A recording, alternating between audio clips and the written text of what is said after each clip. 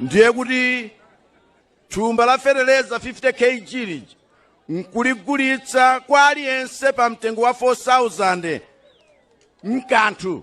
Kodi pamene pasipali bwino? Kodi mukuniva ine kumtengo uko? Eya. Namumva wina akuti koma pamepo. Ati? 1994 Bagiri Muluzi anonjeza sapato sana kwanilisi. Ndikuna pano zaka 30 zatha anthu akumbukirabe. 2020 panali kagulu kena ka anthu kamazitenga kuchenjera kwambiri amalonjeza ngati kulibe mawa. Fertilizer 4,400 kudya katatu, bullet train, mamega farm. Nthawi zina ife ya Malawi ndopusa kwambiri. Anthu amene watosa alliance Saulos Chilima ndi zake Chakwera amapita pasanja ndikumatuza kuti within 2 years ndimanga bullet train kuchoka ku Blantyre kwa Fao Lilongwe. Bullet train maidziwa ndi stima yoyendera magetsi. Kumalawi kuno magetsi athu ndozimazima. Baba shop akulephera kuyatsa. Koma president akulonjeza kuti ndimanga bullet train kuchoka ku Blantyre ndikafika ku Lilongwe. Can you imagine? Ife nkulombera manja. Wina ndiuyiposa cheda pompa akuti yeyo akadzakhala president azenda pasi upita ntchito. Kuyenda pasi upita ntchito. President angende pasi upita ntchito. Kuchoka State House ndikupita Capitol Hill wapasi. Ndiye ajowa bakufunsa kuti kodi inu munayenda kuti mudzayenda pasi kupita kwa ntchito. Munazona akuti ayinali joko. Ndiye ife ngati Malawi sikufuna joko. Zachibwana sikufuna yani. That is why my president amenewa munthu ameneyu anali budget director. Anali Reserve Bank governor. Reserve Bank mwina ambiri simukudziwa is an independent institution. Reserve Bank is an independent institution kwa machita report kwa president ndi Minister of Finance.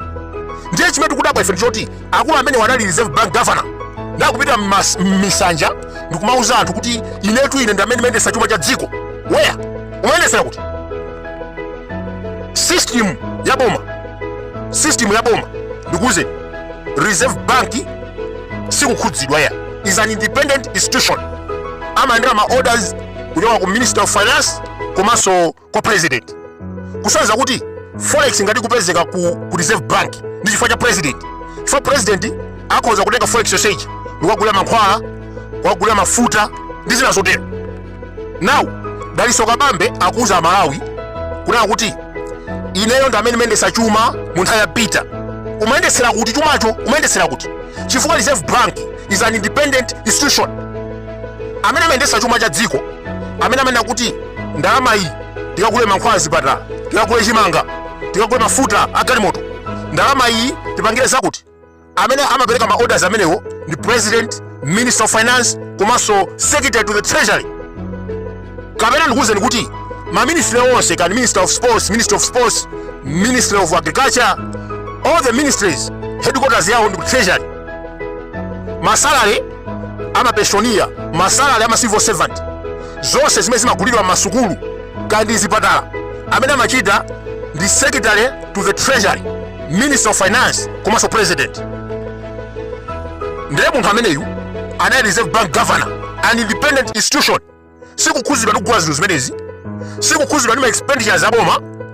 Ndiye akubwera ndikumauza anthu kuti inetu ndamene mendesa chuma. Umendesera kuti? Tiyerekeze panopa ku Reserve Bank kuja forex ikusowa chifukwa president ni mutuma, Chakwera ni mutuma, akutenga forex kumakasunga kunja, akutenga forex kumagula zinthu zakubanja kwake. Later on ife dziko muno tikusowa mafuta galimoto, tikusowa fertilizer komanso mankhwala zipatala mulibe. Amene akuchitisa zimenezi si Reserve Bank governor, ndi president wa dziko, Minister of Finance Chichola komanso Secretary to the Treasury akuti Bechani Nchereni. Now munthawi yapita amene amendesa chuma cha dziko lino ndi president wa dziko, Professor Peter Mutharika, Minister of Finance Guto Gondwe, Joseph Mwanamveka, Secretary to the Treasury, ma Secretary to the Treasury analipo atatu. Komanso ku State House kuja kunali Chief Advisor amene amapereka malangizo kwa professor amachita kuti Dr. Collins Magalasi.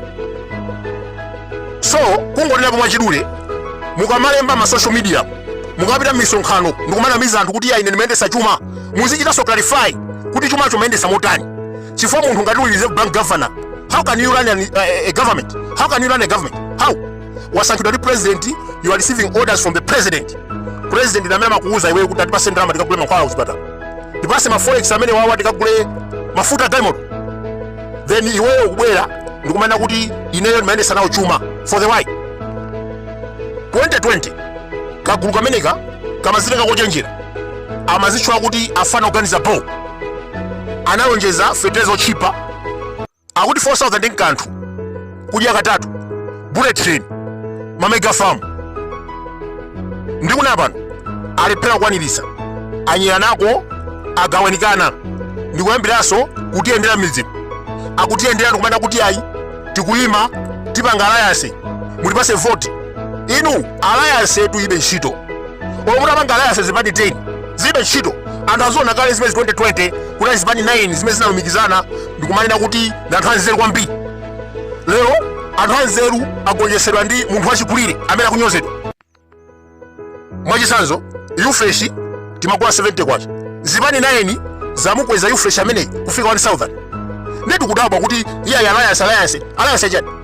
We don't need an alliance. DPP imepayoka, isankhe vice president wa DPP, president wa DPP. There's no need kupanga alliance kuti zipani todwala ichi. There's no need. MCP muimepanoka, vice president wa MCP komanso president wa MCP. UTM muimepanoka, inuso IUDF kada afford imani noka osati alliance. What is alliance? There's no need for an alliance because an alliance is stupid. Ndipo so tisimikize lero ino DPP mukapanga alliance ndi UTM mwazitembere. UTM anthu akudana nayo mizimu, azimayi akaona salu ya UTM akulira, akukumbukira mabodza amene anaonjeza.